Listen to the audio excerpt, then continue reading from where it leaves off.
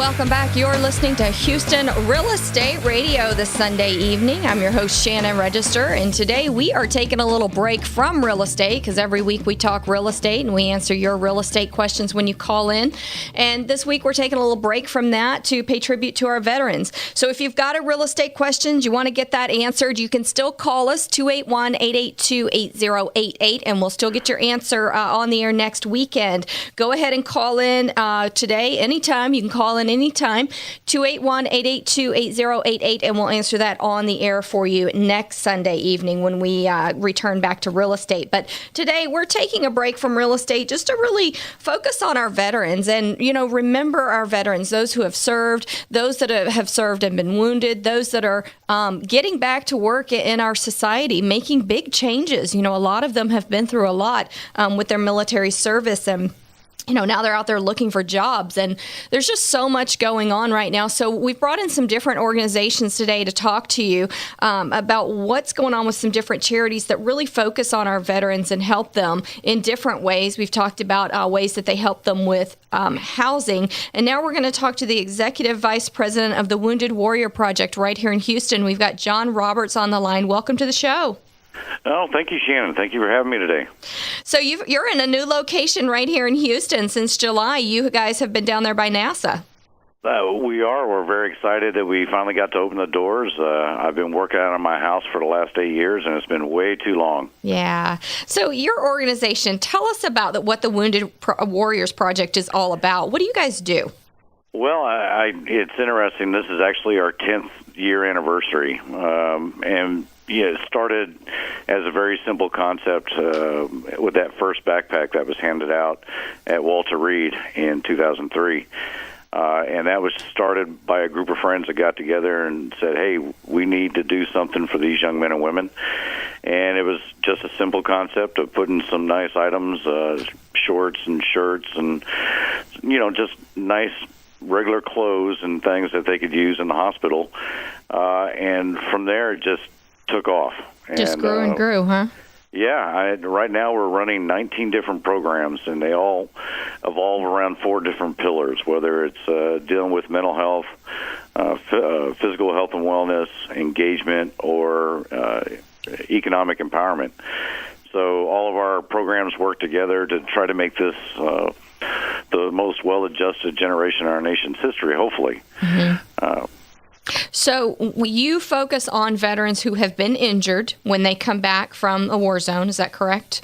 Correct. Okay. And then you kind of stay with them to help them kind of as they're readjusting back into society, kind of reassimilating, right? We do, and it's scary for somebody that's been in the military a certain amount of years to get out and try to start their life over again. Mm-hmm.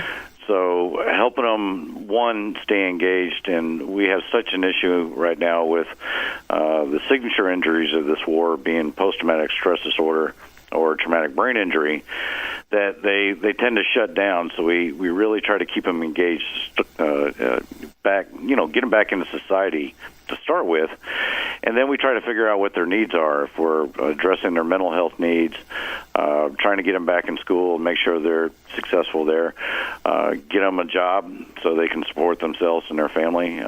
We kind of look at all their needs and take a very holistic approach at trying to make them as well-adjusted as possible. Mm-hmm. So other than you start out kind of with the backpack campaign, and then you help them getting back readjusted into society. So if there are people out there who are thinking how they could get involved in this, you've got a lot of different ways that people can get involved. From an employer aspect, how can they help? Well, right now, I think one of the biggest problems, nationally, we have a problem with employment. But then you have a bunch of young men and women that have served their country for 3, 4 more years, whatever the term was, and they're trying to get out there and get a job. And, I just reach out to these employers if I could and just say, look, if I was hiring a staff, these are the folks I want on my staff. They're hardworking, they're dedicated, they're loyal, they're team players. They will really go the extra mile for anybody that gives them an opportunity to be successful. And, if I could just get every employer in the country to hire one veteran, I think we'd be doing okay. Yeah, wouldn't that be great? And I know there are other organizations out there as well working on these goals. I know there are a lot of people campaigning for this and wanting to get these previous veterans employed. And it's a huge project, I know. And the recovery time for some of these injured soldiers is a long recovery. I mean, it's not a 2-week stay in the hospital and then you come out recovered. There's a lot of rehabilitation involved. Yeah, myself, for example, I spent a year as a patient in a burn unit in Brooke Army Medical Center many years ago. And then I had several years of rehab. I am one of those individuals that suffered with PTSD for many years. And basically, I was too stubborn to get help. And that's really one of my main focuses within the organization is to try to address those that are kind of suffering in silence. Mm-hmm. I often tell people it takes a much stronger person to ask for help than it does to kind of suffer in silence and not really deal with the issues. Yeah. And I think there's a stigma in our country that people with PTSD are dangerous or something along those lines. And I have to say, that's not even one of the symptoms of PTSD. So I think there's a misconception there of what PTSD actually is, and I kind of explain it. Here we are, celebrating Veterans Day. A lot of the young men and women that joined the military today joined after 9/11, mm-hmm. and probably because of 9/11. And when I'm in public and I'm talking to people and they're asking about PTSD, I kind of refer back to the first responders in New York who went into the towers and survived, and what they thought of those individuals. And, of course, I get, well, they're heroes. But if I ask the same question about my young men and women that served in the military in combat, I think there's a little difference or a misconception of what PTSD actually is, and it's actually just a normal reaction to a very bad situation. And why do you think that is? I mean, do you think that it's because there haven't been any firefighters who have gone out and killed people and been put on the news? Do you think that that's it, that there's just a stigma about it? I mean, where do you think that's stemming from? Well, I think it's media. I mean, let's look at some of the movies that have been out there. Just a quick one. You look at Rambo. Yeah. Crazy combat veteran goes nuts and shoots up an entire town. Yeah. I think we've made a lot of strides in this country since Vietnam and how we treated our veterans. And every generation of veterans have their own struggle, and they've all dealt with the same thing. But I think there's just this idea of what a combat veteran is, mm-hmm. In people's minds. And it's really sad to see, because most of these young men and women I deal with are incredible individuals, and proudly serve their country. And we got to think that less than 1% of our country has ever, served their country. Yeah.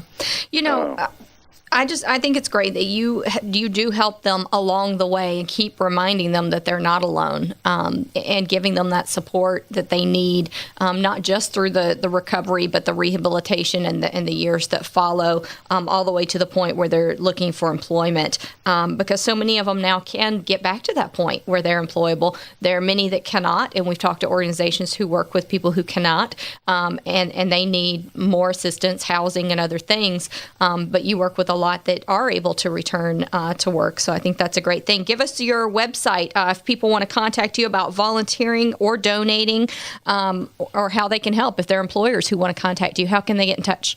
Oh, that'd be great. It's actually www.woundedwarriorproject.org.